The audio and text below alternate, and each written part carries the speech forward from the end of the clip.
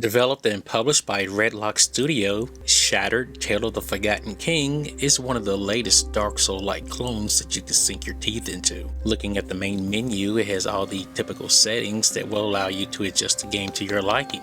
Graphics, sounds, language, keyboard and controller options are all here. In this game, you will play as the Wanderer looking for lost memories of knowledge.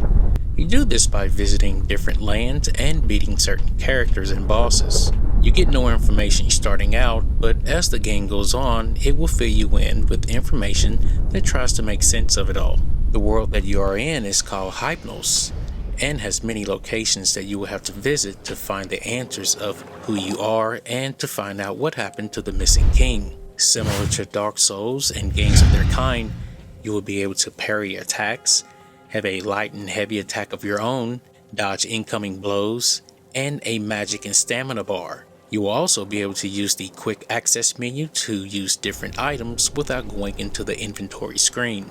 By the way, the game can be played with a mouse and keyboard or a game controller. Shattered has a lot of items that you will collect. The description on these items had me scratching my head because it really didn't tell me exactly what the items would do.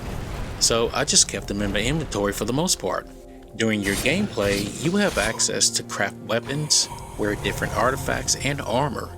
Spells are also in the game, such as shields and projectiles.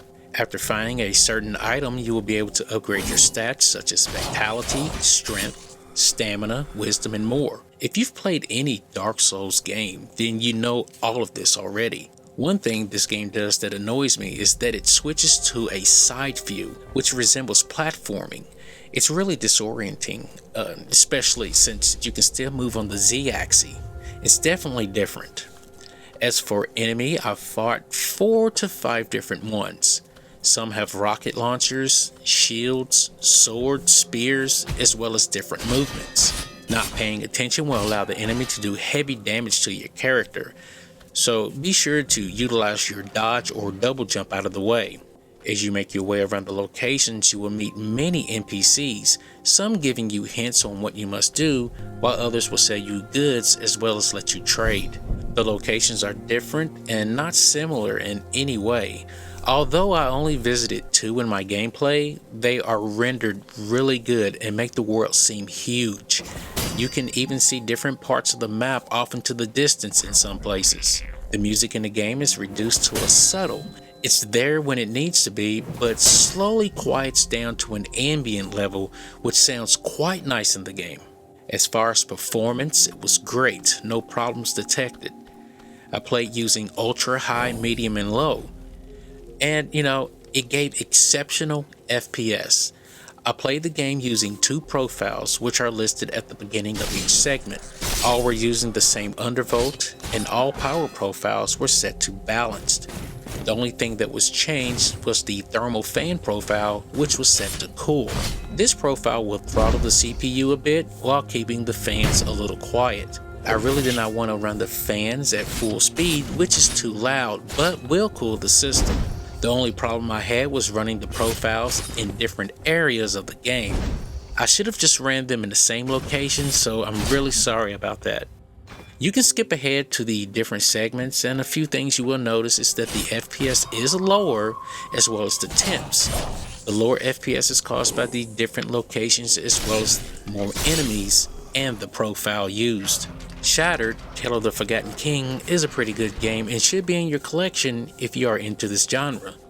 Some people have issue with the controls being laggy. Although I didn't have that problem, it was difficult for me to parry at the right time. I also got stuck in a portal transfer and had to exit to the main menu. The whole time I was playing, I just kept thinking it was an early access title, although it is a full release. The game is a single player title only, and there are no mentions or rumors of multiplayer coming.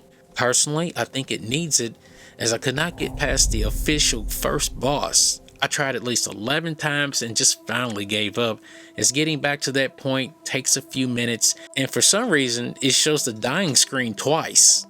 Maybe it's just my machine, I don't know, but it showed it twice. The game is on sale right now and costs about 1/3 of Dark Souls at retail of around $21. If you want to try another similar game, look for Mortal Shell or Nile 2. Both of these are excellent. Well, that's all I have for now, and I'll see you in the next one. Meanpooh, out.